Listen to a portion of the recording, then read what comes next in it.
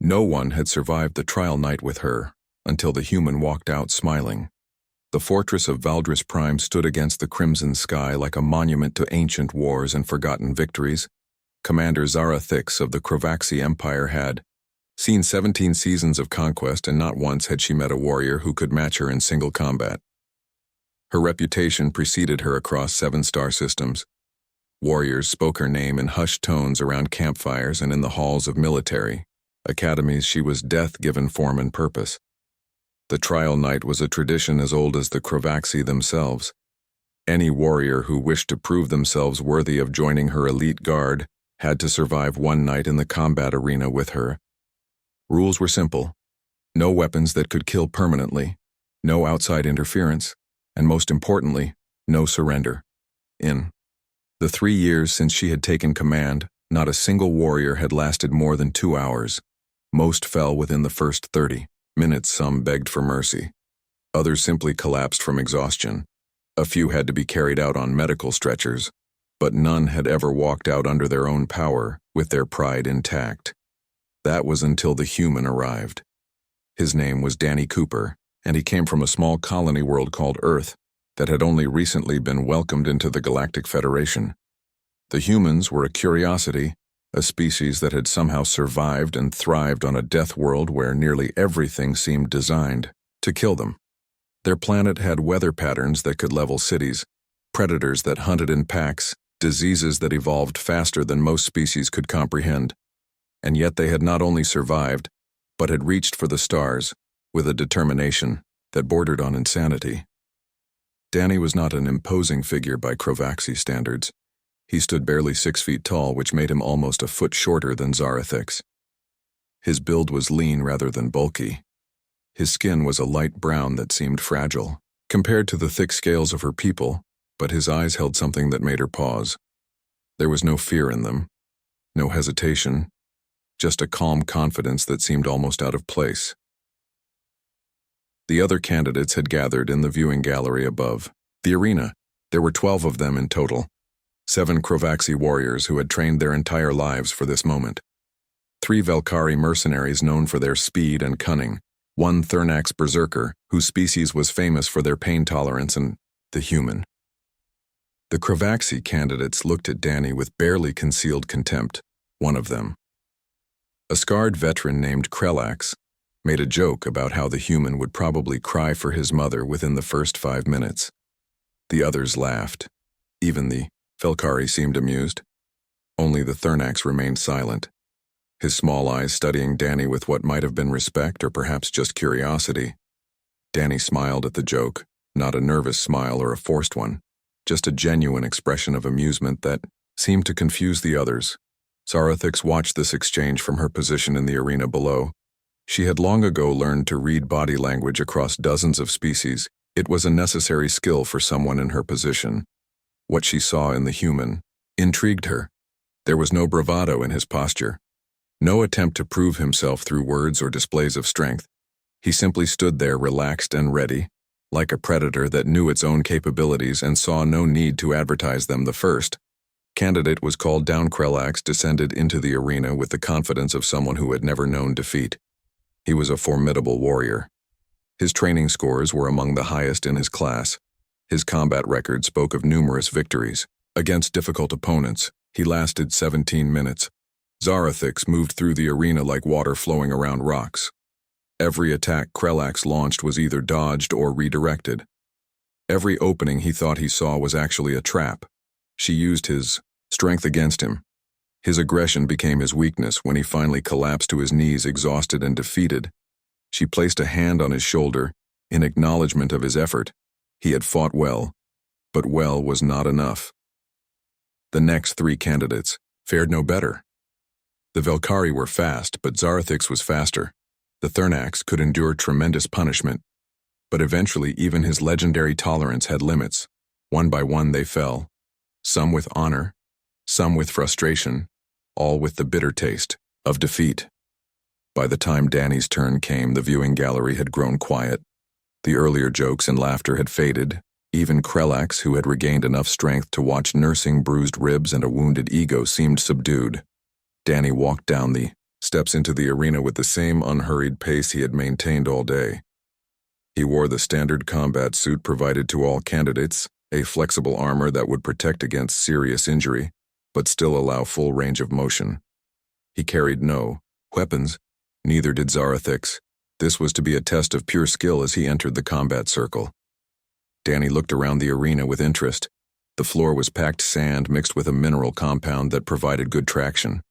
The walls rose 30 feet high, made of reinforced stone that had witnessed countless battles. Lights embedded in the ceiling cast the space in a stark white glow that eliminated all shadows. It was a space designed for one purpose: combat in its purest form. Zarathix studied him as he completed his inspection. Up close she could see the details that distance had hidden. His hands bore calluses that spoke of manual labor. His stance, while casual, showed unconscious balance. There was a thin scar along his jawline that had healed years ago, and his breathing was slow and controlled, the mark of someone who understood how to manage their body's stress responses. She stepped forward into the combat circle. The moment her foot crossed the painted line that marked the boundary, a soft chime sounded. The trial had officially begun. Danny moved to his position opposite her. 20 feet separated them. They stood there for a moment. Warrior facing warrior, Crovaxi facing human. Two beings from different worlds about to test themselves. Against each other, Zarathix attacked first. It was her standard opening move. A lightning-fast advance followed by a high strike designed to test her opponent's reflexes and defensive capabilities. Most candidates panicked when they saw her move. The sheer speed of her attack overwhelmed their ability to process and react. But Danny simply stepped to the side. Not a dodge exactly. More like he had decided the space where her strike would land was no longer where he wanted to be. Her fist passed through empty air before she could reset. Danny had closed the distance. His counter was not what she expected. Instead of striking, he simply moved into her space. His body positioned in a way that made her next obvious attacks awkward. She had to adjust her stance break. Her momentum reset her position. He had bought himself 3 seconds. It might not sound like much, but in combat, 3 seconds was an eternity. Over the next 10 minutes, Zarathix began to understand that something unusual was happening. Danny was not trying to defeat her. He was not looking for that perfect opening to land a decisive blow. Instead, he was simply surviving, but not in the way most candidates survived. They burned their energy in desperate defenses. They gave ground steadily until their backs hit the wall. They fought like prey trying to escape a predator. Danny fought like he had all the time in the world. Every movement was efficient, no wasted energy, no unnecessary tension. When she attacked, he was either not there or positioned in a way that made following up difficult. When he countered, it was never with full commitment, just enough to make her respect his offense, just enough to prevent her from becoming completely aggressive. It was frustrating and fascinating. After 20 minutes, she began to notice something else. She was breathing harder than she should be. Her attacks, while still precise, were requiring more effort, not because she was tired exactly, but because Danny kept making her work for every inch. He gave ground when it was smart to give ground. He held position when holding position was the best option, and occasionally, just occasionally, he pressed forward in a way that made her step back, not because she was afraid, but because tactically, it was the correct response. The watching candidates had fallen completely silent. They had never seen anything like this. Warriors were not supposed to fight this way. Warriors attacked. Warriors showed their strength. Warriors sought victory through skill and power and determination. What Danny was doing looked almost lazy, but the result was undeniable. He was still standing, still moving, still fighting. At the 1-hour mark, something shifted in Zarathix. The frustration she had felt earlier began to transform into something else. Respect, certainly, but more than that. Curiosity. Who was this human who fought like water flowing around stone? Who never seemed to be where her strikes landed? Who somehow made her work harder than she had worked in years? She increased her pace. Her attacks came faster, harder, more complex combinations that would have overwhelmed any of the previous candidates within seconds. Danny adapted. His defense tightened. His movements became smaller, more precise. He was no longer giving ground. Instead, he was holding his position, meeting her aggression with a calm centeredness that seemed impossible. 2 hours passed, then 3. The arena lights seemed brighter now, or perhaps it was just that both fighters were covered in sweat. Their combat suits darkened with moisture. Zarathix could feel her muscles burning, her lungs working harder than they had in months, but she could not stop, would not stop, because for the first time in 3 years, someone was truly testing her. Danny's face showed strain now. His breathing had deepened, his movements, while still effective, had lost some of their earlier smoothness, but his eyes remained clear-focused. And unless she was mistaken, there was a hint of a smile on his lips. At 4 hours, Zarathix made a decision. She launched into a combination she had not used since her days in active combat, a complex series of strikes that came from 7 different angles in rapid succession. It was exhausting to perform, but it was also nearly impossible to defend against. Most opponents simply could not process the information fast enough. Their brains locked up trying to defend against too many threats at once, and in that moment of hesitation, she would land the decisive blow.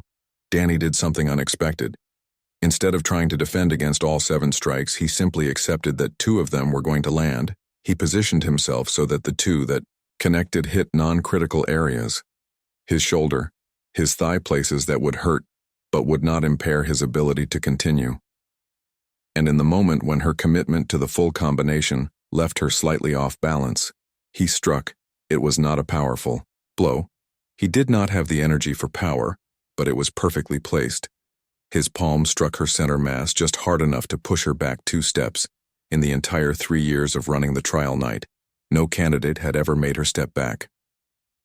The arena fell into absolute silence. Even the soft hum of the lights seemed to fade. Every warrior in the viewing gallery was staring with expressions ranging from shock to disbelief. Zarathix looked down at the place where Danny's palm had connected. Then she looked up at him. He was favoring his left leg slightly where her strike had connected. His right shoulder was already beginning to bruise, but he was standing, balanced, ready. And yes, he was definitely smiling. Something happened in that moment, something that Zarathix would think about many times in the years to come. She started laughing.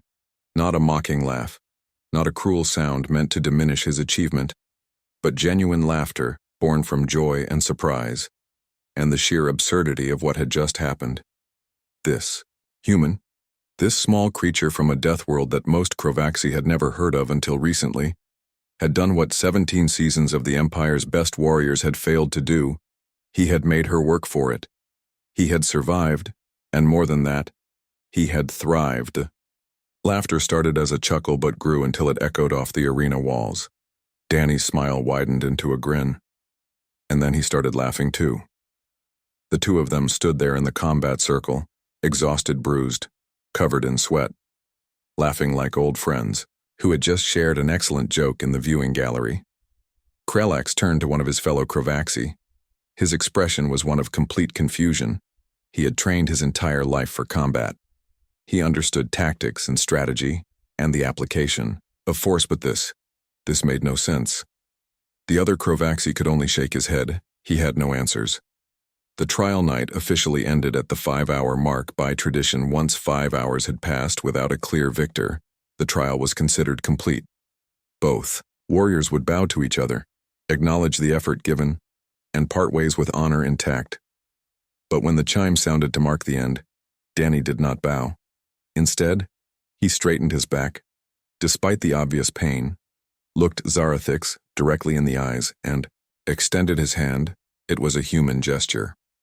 One that the Crovaxi did not share, but Zarathix had studied enough about human culture to know what it meant, an offer of respect between equals, an acknowledgement of a fight well fought. Without hesitation, she reached out and clasped his hand. Her scaled palm dwarfed his smaller human hand, but the grip was firm, strong, the grip of a warrior. They stood there for a moment, hands clasped, eyes meeting, and in that moment, something passed between them, an understanding that went beyond words or culture. They had tested each other, found each other worthy, and in the testing had discovered something rare. Mutual respect earned through action rather than words. When they finally released hands and stepped apart, the viewing gallery erupted, not with cheers exactly. That would have been inappropriate, but with a sound that was part acknowledgement and part disbelief. The candidates had witnessed something that would become legend. Danny turned and began walking toward the exit. His gait was uneven from the injuries he had sustained, but he was walking, under his own power, with his head high as he passed through the doorway that led to the medical facilities. He looked back one more time. Zarathix was still standing in the center of the arena watching him. When their eyes met, he gave her a small nod. She returned it. Then he was gone. The medical facility was efficient and well-equipped.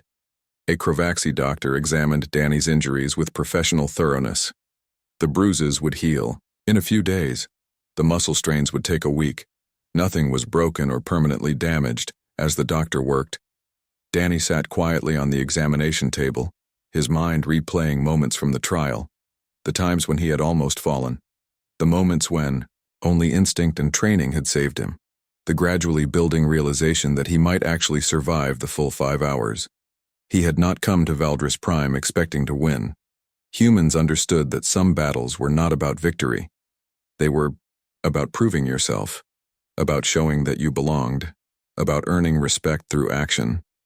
That was what drove him down into that arena, not the desire to defeat Zarathix, but the need to show that humanity deserved its place among the warrior races of the galaxy. The door to the medical facility opened. Danny looked up expecting another doctor or perhaps one of the other candidates. Instead, Zarathix walked in. She had cleaned up since the trial, changed into a formal military uniform that bore the insignia of her rank and position, but she still carried herself with the same predatory grace he had faced in the arena. The doctor immediately stood at attention. Zarathix waved a hand, dismissing the formality. She walked over to where Danny sat for a moment. Neither of them spoke. Then she said in perfect, if slightly accented English, "Your species has a saying about death and taxes being the only certainties." Danny nodded. "Yes, Commander." "What is the full saying?" He thought for a moment. "In this world, nothing is certain except death and taxes. It was said by one of our historical figures, Benjamin Franklin." Zarathix considered this. "Your people have another saying about death worlds, that they either kill you or make you strong." Danny smiled slightly. "That is not exactly one of our sayings, but it captures the truth. Earth is not kind to the weak." She studied him with those intense eyes. 5 hours human. No one has ever lasted 5 hours with me. Most Crovaxi warriors cannot last 2. "How did you do it?" Danny thought about his answer. He could give her the technical explanation, talk about energy conservation and tactical positioning, and the principles of defensive combat. But that was not what she was really asking. He decided on honesty. "Because I was not trying to beat you. I was trying to survive, and humans are very good at surviving."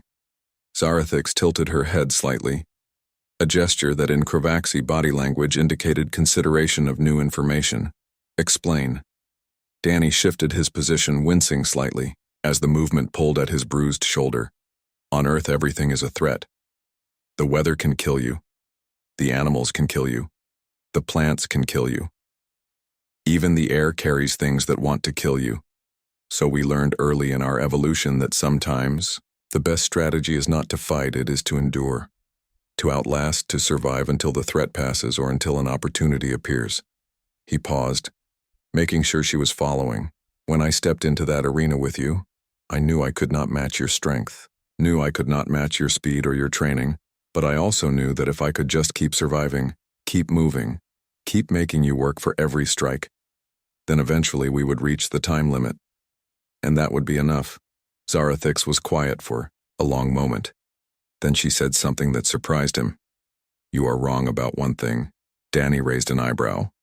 "What is that?" "You did match me, not in strength or speed, but in skill. Do you know what skill truly is?" Danny shook his head. She leaned against the examination table, her posture relaxed but her focus intense. "Skill is not about how hard you can hit. It is about understanding the battle, reading your opponent, adapting to circumstances, making correct decisions under pressure. In all those things you matched me." perhaps exceeded me. She straightened. Tomorrow you will receive your assignment. You are now part of my guard. Congratulations. Warrior Danny Cooper of Earth. With that she turned and walked toward the door. But just before she left, she looked back. One more thing. Yes, Commander. In my culture we have a saying, a warrior who can laugh in the face of death is a warrior who understands life. Today you laughed. That tells me more about your people than any reporter briefing ever could. Then she was gone, leaving Danny alone with his thoughts and his smile. The next day brought changes. Danny was moved to new quarters in the section of the fortress reserved for Zara Thix's elite guard. The other warriors were waiting for him. The reception was mixed. Some, like Krelax, viewed him with suspicion and barely concealed resentment. A human had done what they had failed to do. That was not easy to accept. Others were more welcoming. One Krovaxi warrior named Vextar actually approached him with something resembling respect. He was older than most of the others. His scales bore the scars of dozens of campaigns. His eyes held the wisdom of experience. You fought well, human, Vextar said without preamble. I have served under Commander Zara Thix for 2 years. I have seen hundreds of warriors try the trial night. None fought like you. Danny inclined his head in acknowledgement. I did what I had to do. Vextar made a sound that might have been a laugh. We all do what we must. But few do it with such effectiveness. Tell me, human, where did you learn to fight like that? Danny thought about how to answer. The truth was complicated. His training had come from multiple sources. Military combat instruction from Earth's various armed forces, martial arts studied under human masters who had spent lifetimes perfecting their crafts, and something less tangible. The accumulated survival instincts of a species that had clawed its way up from the bottom of the food chain.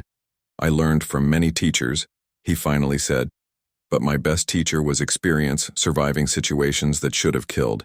Me. Vextar nodded as if this made perfect sense. Experience is the cruelest teacher. It gives the test first and the lesson after. But those lessons are never forgotten. Over the following weeks, Danny began to understand what it meant to be part of Zara Thix's guard. They were not just elite warriors. They were the tip of the spear for the entire Krovaxi military. When a situation was too dangerous for regular forces, when a mission required absolute precision and skill, when failure was not an option, the guard was called in. Training was intense. Danny found himself pushed to limits he had not known he had. But the interesting thing was that the training was not just physical. Zara Thix believed in developing the complete warrior strategy sessions, where they analyzed historical battles and discussed alternative approaches, cultural studies to understand the various species they might face in combat, technical training on weapons and equipment from across the galaxy, and perhaps most importantly, teamwork. Exercises designed to build trust and coordination. That last part was where Danny began to truly find his place. The Krovaxi were naturally aggressive fighters. They excelled at direct confrontation, overwhelming force, straightforward tactics. Danny brought something different. A willingness to approach problems from unusual angles. A tendency to look for solutions that did not involve direct combat.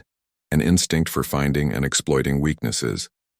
At first, the others did not know what to make of this, but slowly, they began to see the value. During one training exercise, the team was tasked with breaching a fortified position. The standard Krovaxi approach would be a direct assault, using speed and strength to overwhelm the defenders before they could effectively respond. Danny suggested a different approach. What if we do not breach at all? He said during the planning session. What if we make them come out? Krelax, who had slowly warmed to Danny's presence, scoffed.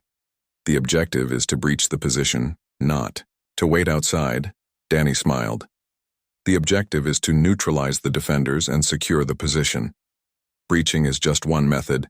If we can draw them out into terrain that favors us, we achieve the objective more efficiently. Vextar leaned forward. Explained. Danny laid out his plan. It involved creating the appearance of a weak point in their formations, baiting the defenders into an aggressive sortie, and then using the team's superior mobility to outmaneuver them in open ground. It was not a Krovaxi plan. It was Not aggressive enough. Not direct enough, but Zarathix, who had been observing the planning session without comment, approved it. The exercise was a complete success. The defenders took the bait, committed to an aggressive counterattack, and found themselves surrounded and neutralized within minutes. After the exercise, Zarathix gathered the team. She looked at each of them in turn, then spoke. What did we learn today? Silence for a moment, then Vextar spoke. That sometimes the indirect approach is more effective than the direct one. Zarathix nodded, and what else? Krellix cleared his throat. That different species bring different perspectives, and those perspectives have value. Again, Zarathix nodded. Her gaze swept across the team before settling on Danny. The human looked back at her calmly. In war, she said, there are many paths to victory. The warrior who knows only one path is limited. The warrior who can see many paths is dangerous. The warrior who can choose the right path for the situation is unstoppable. She let that sink in. Our strength as a team is not that we are all the same. It is that we are all different. We bring different skills, different experiences, different ways of thinking. When we combine those differences, we become greater than the sum of our parts. That lesson stayed with Danny not because it was profound, though it was, but because it represented a shift in how the Kravaxi viewed warfare and how they viewed him. He was no longer just the human who survived the trial night. He was a valued member of the team. Months passed. The team was deployed on various missions across the sector. Most were routine security operations, escort duties, show of force deployments designed to deter potential aggressors, but some were more serious. There was the hostage rescue on Prime, where Danny's suggestion to use the ventilation system instead of the main entrances saved lives. The diplomatic protection detail on Velkar, where his cultural knowledge prevented what could have been a catastrophic incident. The counter-insurgency operation on the Outer Rim, where his unconventional tactics confused and demoralized a numerically superior enemy. With each mission, his reputation grew. Not just among the team, but throughout the Kravaxi military, whispers began to spread. The human who fought the trial night, the one who made the commander laugh, the warrior from Earth who thinks like water. That last one was Vextar's description, and it stuck. Danny Cooper, the warrior who thinks like water. But reputation brings attention. Not all attention is welcome. 6 months after Danny joined the Guard, the team was called to a classified briefing. Zarathix stood at the front of the room. Her expression was serious. We have a problem. She activated a holographic display. It showed a star system Danny did not recognize. 3 planets orbited a yellow star. The middle planet was marked in red. This is the Kelvar system, Zarathix continued. 2 weeks ago, we lost contact with our research facility on Kelvar. 2 initial investigations suggested equipment failure, but yesterday we received a distress signal. The hologram changed to show a grainy video. A Kravaxi researcher appeared on screen. Her scales were pale with fear, her breathing rapid. Her words came in a rush. They came from nowhere. We had no warning. Security is down. Primary team is dead. They are hunting us. We are sealing ourselves in the lower levels, but the video cut to static, then nothing. Zarathix let the silence stretch, then continued. We do not know who they are. We do not know how many. We do not know their capabilities. What we do know is that 17 researchers are trapped in that facility, and we are their only hope. She looked at each team member. This will be a combat insertion, hostile environment, unknown enemy, high risk, but that is why we exist. Questions. Krellak spoke first. Do we have any intelligence on the attackers? Zarathix shook her head. Nothing concrete. The researchers mentioned they came from nowhere, which suggests either stealth technology or portal insertion. Neither option is encouraging. Vextar asked, what is the facility layout? Zarathix brought up new schematics. The facility is built into a mountainside 5 levels. The researchers are barricaded on level 5. The deepest level, to reach them, we will need to fight. Through 4 levels of unknown hostiles, Danny studied the schematics. His mind already working through possibilities. Commander, He said, "What was the nature of the research being conducted?" Zarathix's expression grew even more serious. Advanced weapons. Development, specifically energy weapons capable of disrupting shield technology. The implications were clear. Whatever attacked the facility might now have access to weapons that could shift the balance of power in the sector. This was not just a rescue mission, it was a race against time. The insertion went smoothly. The team dropped from orbit in stealth pods, landing 5 kilometers from the facility. The approach was conducted in absolute silence, each warrior moving through the mountainous terrain, with practiced efficiency as they got closer. Danny felt his combat instincts kicking in. Something was wrong. The facility looked abandoned. No lights, no movement, no signs of activity, but also no signs of damage. Whatever had attacked had done so without leaving obvious traces. The team stacked up outside the main entrance. Zarathix signaled the breach. The doors opened easily. No resistance. They moved inside standard combat formation.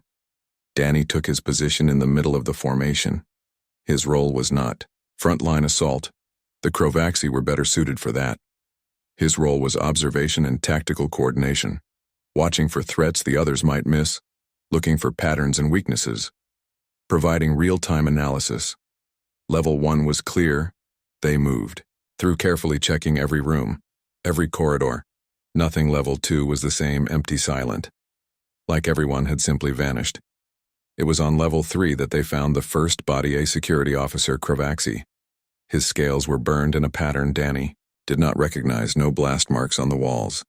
No signs of struggle, just the body. And that strange burn pattern. Zarathix examined it closely.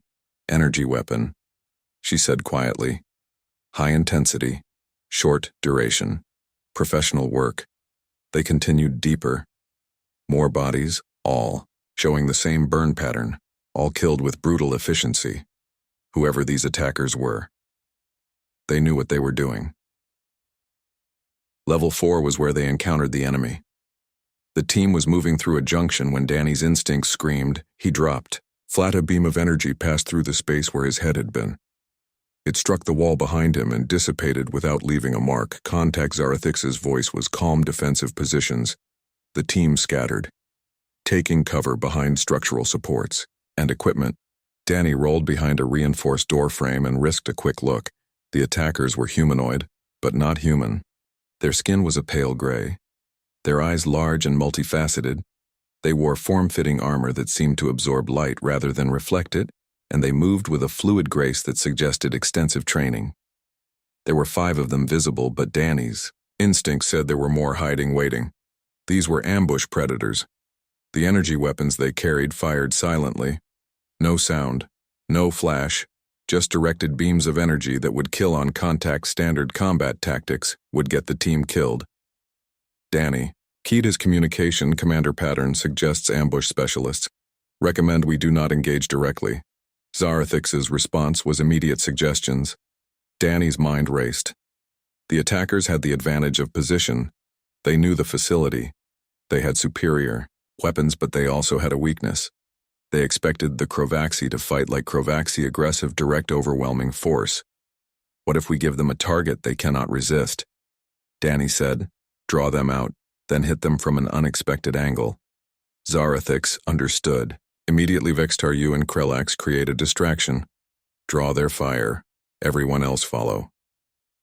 Danny's lead. The plan was simple but effective. Vextar and Krellax moved into the open, drawing the attention of the visible attackers. Energy beams lanced out. The 2 Crovaxi warriors danced through the fire, their training and natural speed keeping them alive, while the attackers were focused forward. Danny led the rest of the team through a side corridor. They moved fast and quiet, circling around to flank the enemy position. It was a classic maneuver, but timing was everything. Too slow. And Vextar and Krellax would be overwhelmed. Too fast, and they would reveal their position before achieving surprise. Danny counted seconds in his head, watching the corridor. Ahead, listening to the sounds of combat behind. Then he saw it, a flicker of movement. One of the attackers repositioning. He held up a fist. The team froze. The attacker moved past their position, completely unaware of their presence. Danny waited until the attacker was fully committed, then gave the signal. The team struck like lightning. The surprised attacker went down without making a sound, but the element of surprise was gone. The other attackers realized they were flanked. They tried to adapt, tried to reform their position, but the Crovaxi were already among them. Close quarters combat. Where armor and weapons meant less than skill and instinct, it was over in seconds. The remaining attackers dead or disabled, casualties, Zarathix asked. Minor injuries only, Vextar. Reported. We were lucky. Zarathix looked at Danny. Not luck, good tactics. They secured the area and continued toward level 5, but now they knew what they were facing, and it made the situation much worse. The attackers were Shikari, a species known for two things: stealth operations and ruthless efficiency. If the Shikari were here, this was not a random attack. This was a planned operation, probably backed by one of the rival powers in the sector. The implications were staggering. Level 5 was heavily fortified. The researchers had done good work sealing themselves in, but that also meant it took time to breach the barriers, time the team did not have. If more Shikari reinforcements arrived, they would be trapped. Danny and 2 others stood guard while the rest of the team worked on opening the sealed door. His eyes constantly scanning, looking for threats. Then he saw something that made his blood run cold. On a security monitor, level 1. Shikari, lots of them, Commander Danny said quietly. We have a problem.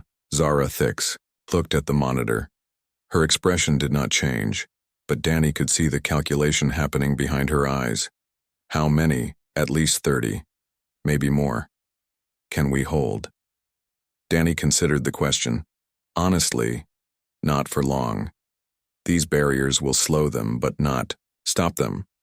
And they have the numbers advantage. Zarathix nodded. Then we do not hold. We extract. Get those doors open. Now. The team redoubled their efforts. Within minutes, the seal was broken. The researchers stumbled out. Exhausted, terrified, but alive. Zarathix immediately began organizing the evacuation. The researchers would move in the middle of the formation. Protected on all sides, they would fight their way back to the surface and hope that help arrived before they were overwhelmed. It was not a great plan, but it was the only plan they had. The fighting withdrawal was brutal. The Shikari pressed them hard, using their superior numbers to launch constant attacks. The team gave ground slowly, making the enemy pay for every meter. Danny found himself in the rear guard. It was the most dangerous position, last line of defense between the enemy and the civilians they were protecting.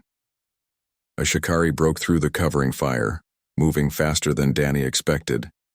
Its energy weapon came up, targeting one of the researchers. Danny moved on instinct, throwing himself between the weapon and the target. The energy beam struck his armor. The impact felt like being hit by a truck. He went down hard, pain exploding through his chest, but his armor had held barely. The Shikari did not get a second shot. Krelax appeared like an avenging angel. His massive fist connected with the attacker's head.